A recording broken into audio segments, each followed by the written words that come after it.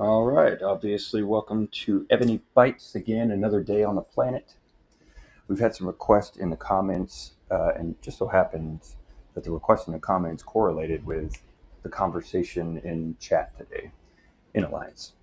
Everyone was going over marches, in particular, a archer with a siege supplement march, which is what I use. Everyone was asking about it in chat today. We went over it a lot. I thought it was perfect because someone in the comments had mentioned they wanted to see my march, among other things. So we'll go over that. Maybe we'll drop into some other details. And I just wanted to make a note here real quick that this channel is not intended to be a brand name. It's not intended to be professional. It's not intended to make money. It's intended first and foremost for my team. Secondly, for my server. Thirdly, for anyone else who would like to enjoy it. So if you hear me fart or kids in the background or some dishes clanking or something, yeah, that's what you're hearing. I'm not going to take my time to make this perfect. We're here for data, right? We're just people. I really like the format of going through a video of Evony like you would actually be playing Evony, which is sometimes hitting the wrong button, going to world chat or going to world map when you didn't mean to, fumbling around. I want to show that because that's how the game is really played. I hear a lot of complaints since I started this channel about other channels, and that complaint is that people come in and assume you know everything else in the game and then just start laying this intense format down that isn't actually the flow of the game. So you have to know so many things to understand what's being said. Instead, I'm just going to go fumble through it like a player would. And we're just going to do that together. So let's take a look at the march preset here. This right here is your rally spot. Of course, I'm under Russian culture. So you look at my city and go, what the heck is this thing, man? Is this guy like Barbie city? That's Russian, you know. And my city on the outside doesn't look pink because I have a decoration on it. But normally Russian cities are pink. That's just their color because, well, Moscow, you know, the building. But in any case, this location is where everybody's rally spot will be. If you find that and you go into March presets, in here you'll have a number of options. You might have one, you might have two, three, four, five. You can see in my case that I do have 6. All right, this has a lot of factors in to do with how you get that many March presets, VIPs, rank, you know, different things like that are going to grant you this preset. Don't worry too much about that. As time goes on, you'll always have the maximum amount of presets you can have as long as you're playing the game hard. So we come in here. I'm not going to spend too much time on my presets. What this is right here is a simple cav march, and I don't have anything in it but some cav. If I'm just going to send to some random bosses or something, that's what that's in there for. This right here is joining rallies. This is the only one I'll go over in for a second that I think is important for everyone. If you don't know, when you join a rally and you're not the one that started the rally, you're doing nothing to help that rally. That rally is doing everything to help you. So when you join a rally, you want to send one troop, and that is usually a cav, just because it doesn't disrupt anybody else. It dies easily. It's no problem. One cav and no general, and your march will come back as soon as it dies. So in other words, someone's running a rally, they march super fast. So they're sitting there setting 5 rallies, and you're struggling just to get your marchers back and join them. Well, in that case, you may be doing it wrong. If there's a lot of rallies going and you want your to get in all of them, you need to send one cav, no general. In that case, what happens is when the rally runner hits the boss, your cav dies, goes to your hospital to be revived, and you instantly have your march wave free again. This cuts the march time in half. Now, me, I happen to add bay bars. I don't have a march issue. You know, my march is going to get back at the same time or faster than most people. So I throw bay bars in there because he's going to give me some drop. Okay. May as well take a look while we're here. Just show you exactly why he's on there. Grants you a 25% double items drop rate from monsters when general is leading the army. Okay, and again, is my general leading the entire rally? No, but he's leading my army. So that stat is active. Me, why not grab another 25% drop rate if I can, since my march can make it back. But you might want to consider either using someone like that, drop general, or not one at all. And set a preset with one cav. Oops, touched the button. Well, if you go down here, what? Man, this is real sensitive here. Okay. Like I said, raw and real. Okay. One cav.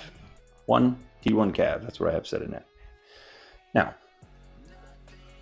I'll just real quickly show you what the other couple are, but we're not going to go over them. This right here is just an archer just literally raw archer wave. I actually have this set just to kill bosses. I kill lots of bosses with archers. That's my primary boss killing troop because that's my primary troop. As a purely defensive player early on in the game, I am willing to sacrifice my cav abilities for my PvP abilities, and so I let cav go on the wayside, only very specifically using them for defense. So I of course have an archer naked wave set up just to kill some bosses. I don't have my subs linked on it. Number one, I don't want to just waste my subs sending my sub troops at things because they die. But secondly, when you're doing rallies with people, you can't send your subs anyways. This 5th to 6th last march here is my ground march. You can see I've got Aurelian and Luz Sun and a ground wave set up. And ground is ran just, at least the way I run it, just ground with layers. I don't do any supplemental. This is a siege march. You can see I've got Edward Teach and Zucka. He's such a Zucka. In there, we'll go over this some other time, but in here, siege heavy, like incredibly siege heavy, top siege heavy, and that's about it. That's an advanced, we'll get into that later. What we're going over today is the Archer with Siege Supplement March. Now I use Henry V or Henry 5. He's a 6.5 million. Let's take a look at him. Okay, main thing we'll look at here is increases ranged troops attack by 30%, increases ranged troops defense and HP by 10%, which general is leading the army. All right, so he's an archer general only. And if you were going to run a standard pure archer wave, he's a fantastic general for that. You could use him on a supplemental siege or an archer pure. But in my case, I've got my main set as an archer pure. Because remember, this is an archer march. This is not an archer siege march. That would give you the impression that both are doing equal lifting. They are not. You are simply supplementing an archer wave. So primarily your first and foremost general should be archer. All right. My assistant general is Mihai. And this is where you can see that I've brought in the supplement. Increases ranged troop attack by 45% and ranged troop and siege machine defense by 45% when generals leading the army to attack. Now, again, we'll get into this later. I don't want to go too in depth. Does siege machine defense help a lot? Well, at 45% at this point in the game, heck yeah. With all the other stuff I got going on, yeah. But I got to just point out that siege defense is lower priority stat for siege. I would argue for attack all day long, and if not, HP. But I'm certainly going to take it because it's giving me 45 in the defense realm, so I don't really have to touch defense on anything else for siege in this general array. I just have to address the other things. So running a primary archer general with a siege supplement general is going to perfectly match and line up with your archer siege supplement march. And let's take a look at that. Of course, I've got my subcities selected on this one. Obviously, this is a player versus player march. You'd never send all those tiny layers like this, these thousands, all these little, you'd never send a boss wave like that. Get into that some other time. The bosses are one troop, one tier. Player versus player is the exact opposite. That is because the nature of player versus player is set in rounds, and the nature of bosses is a single round. Entirely different how that works. But I've got my subsidies on. Taking a look at the troops here, which my preset is completely screwed, I noticed when I got on today, and I just left it, so I want to go over that. There's been a couple updates in Evony lately. They were taking people's generals and screwing stuff up. Well, I just noticed today another thing they did was screw up my March preset. You see it runs all the way down here to T10 archers, and it just cuts off. And there's 3,950. Super random. What should be in here is 1,000 all the way down. I'm not going to put any more than 1,000 on anything all the way down here. Okay? And I'll just do that later, because for the point of this video, it doesn't need to be there. I just wanted to show that, hey, watch your P's and Q's with Evony. They will screw your stuff up. One day you'll send a march and you'll go, whoa, why wasn't my whole march there? What happened? Yeah, EvonyBites. All right, so start up here at the top. You see there's 1,000 T14 guards. That's because this is not a ground march. Why would I represent ground in there? All right, we go down to T13 guards, T13 ground. I'm not fighting ground. I'm not sending a march for ground, so there's only 1,000. Anything that I'm not focusing on, and since this is called a archer siege supplement wave, I'm not focusing on anything but archer and siege. Should be at tops 1,000.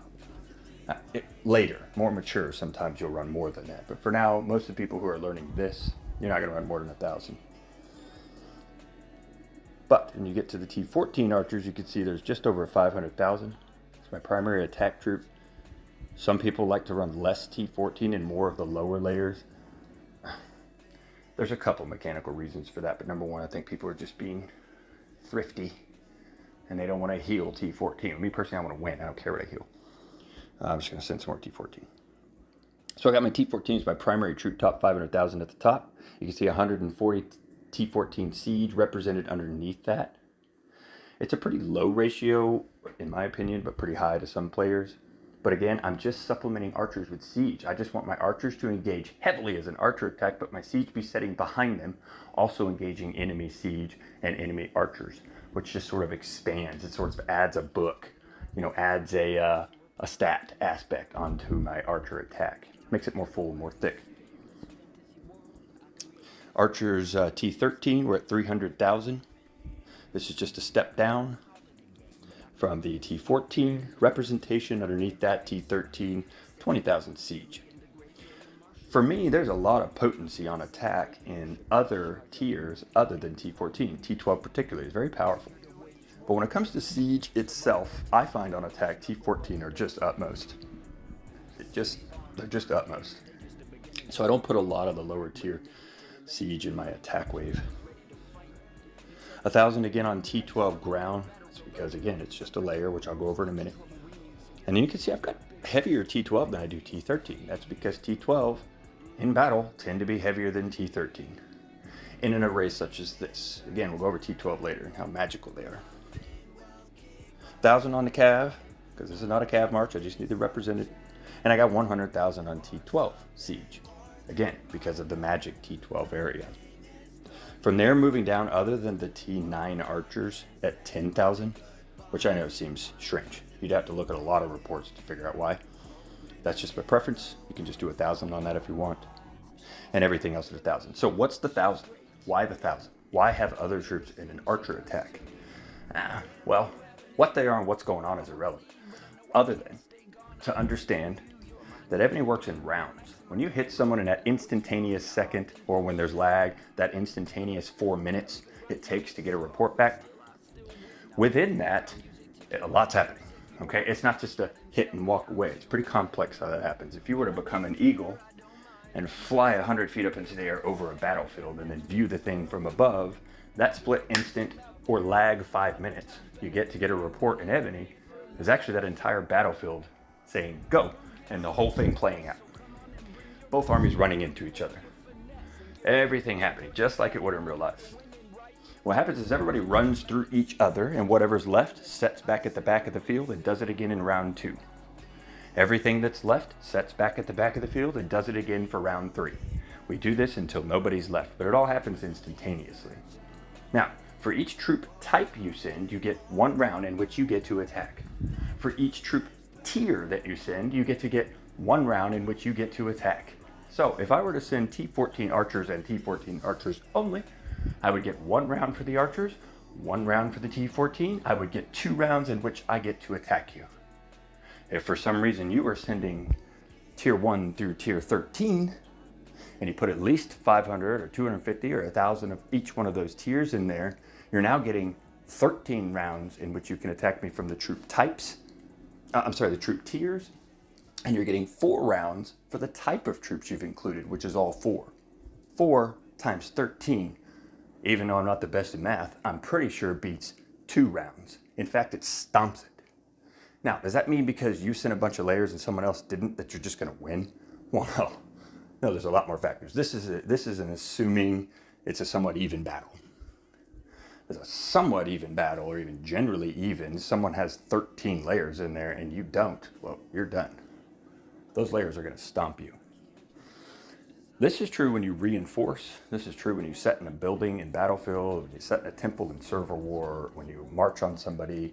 You want the tiers and troops represented. Why do we do 250 or 500 or 1,000, not just one? Well, because you got to get through many rounds.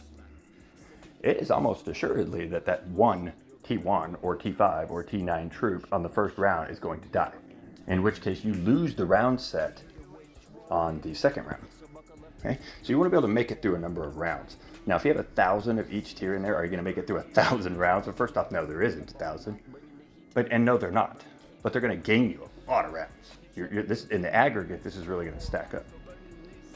So this is what we call a layered march, or a full array or rainbow march. For really old Ebony players, they were called rainbow. Rainbow means everything's represented. When it comes to player versus player, there must always be a rainbow wave, except for very, very rare circumstances that are highly skilled and not normal. So I don't want to take too long on this. That's a general brush over. Anyone has any more questions or anything about this march array, you can hit me up about it. What I want to say is, do you need to look at mine and go, oh, it's going to take me forever before I can do that? Yeah, that's true. But I'm not here to tell you to make my wave. I'm here to show you a general ratio layout on how I lay them out, and then you can take this, modify it, convert it down to your march size, your tiers, and replicate the thing on your own level. A lot of us in Abu are doing that currently, and we're certainly not on the same level. In fact, I should have, Mr. Purge Merc. Merc is our bloody killer over here. He's a little bloodthirsty, maybe more than I am, which is pretty gross. Why he's hated, I don't know. I am. Okay, Merc, thanks for sending your wave to me. So today we were working on this. He's one of the guys I was working with on his wave. And you can see here that he's sending 978,000. So it's lower than mine, but he's taken, and he doesn't have tier 14, but he's taken my ratios and my method for attacking, and he's converted it to his account and custom suited.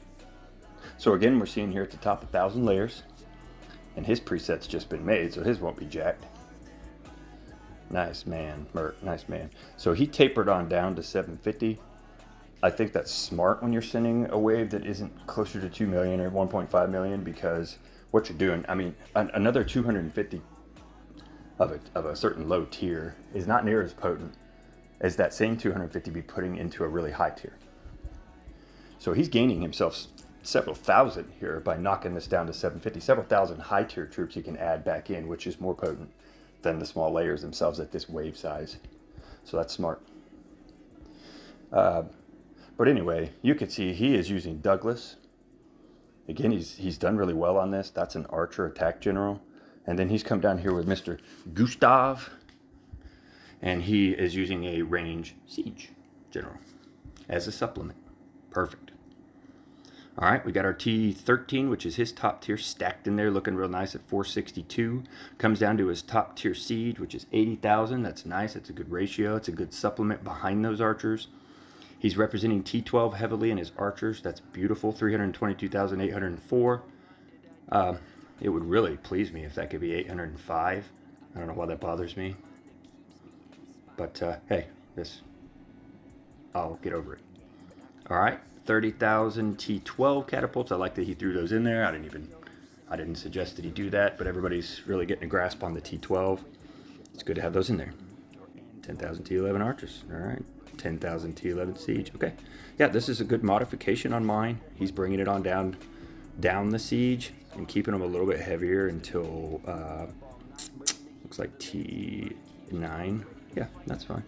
It's a totally acceptable way. This is nice. Mine's not rocket science, man. Mine's not, you don't have to replicate mine. What we're doing is the concept here. Ebony used to be pretty straightforward. It's pretty wide open nowadays. You're not going to look at someone and go, well, that's absolutely wrong. Typically that's not true at all. You may not understand it. It may not be your experience, but that doesn't mean it's wrong. It's nuance. Merc tears it up with his wave. He really, truly does. He just destroys people. And I can't even recall exactly his size or details right now.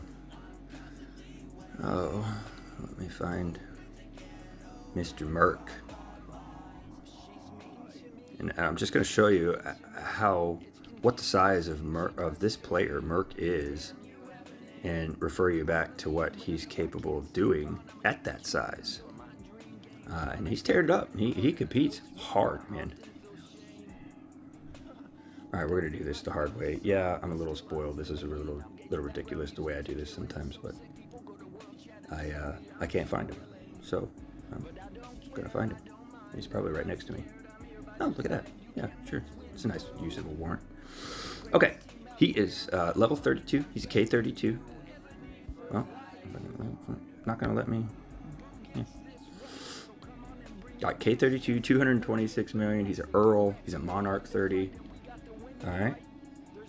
That's a mediocre size, man. That's a good mobile, usable size. A lot of people achieve that size right there, but people tend to get to the size of Merc right here and think, well, how can I compete? I'm a 32. Man, you can. You can compete at a K25. You just have to understand what you're doing. This game is wide open to everybody. Can you pull your pants down and go bend over in front of a 8 billion player? Well, no, they'll smite you. But that doesn't mean you can't go fight with other people in your range. There's always somebody your size. There's always something you can do. And being smaller brings a lot of benefit that I don't have. Actually, stuck in this over here. Oh, I'm a maid too. Appreciate that, Cup. Just in case anyone doesn't know, just to point out real quick, what's maid? What's this title up here in the top right corner? My march speed is now negative 15%. My troop load is 10%. And my attack is negative 10%. You know, Cuppy's kind of silly. And Cuppy likes to bully blue members. So she gives these out occasionally to us, but it's no harm. We're in nap. We're not doing anything. I don't really run rallies anyway. I'm not that guy. She's not hurting me. And there's actually achievements you can get for having the negative title. So it's actually not a bad thing. Just, relax on it if it happens. I have fun with it. And besides, I'm definitely the boo maid. I'm definitely cleaning up the crap. These people crap a lot. Look, is there any crap out here? Look, there's some crap right there. Whose is it? Chronic Lysan pooped. Yeah. Who else pooped around here? That's Mr. Lysan. That name's from Dune, and every time I read your name, Lysan, I say it like Lysan al-Gaib. Right, is that wrong? Like, shouldn't I be like some weird alien creature in a suit say Lysan al-Gaib? That's how I hear your name, dude. Anyway, that's a side note. That won't help you win anything at Ebony. Well, not me. It's probably helping Lysan. Look at it. He's fatty. Lysan al-Gaib. Okay. Anyway. Buffy. Has Cat finished yet? Is he going to pay us so we can all go back to normal? Ah! Yeah, right. No, yeah, I'm done. I went over my march. Let's not keep you guys any longer. Hey, hit me with some questions and comments over this. Let's get some more suggestions. We'll get some more videos going. I'm going to go fix my march presets. Why? Because EvonyBites. Out.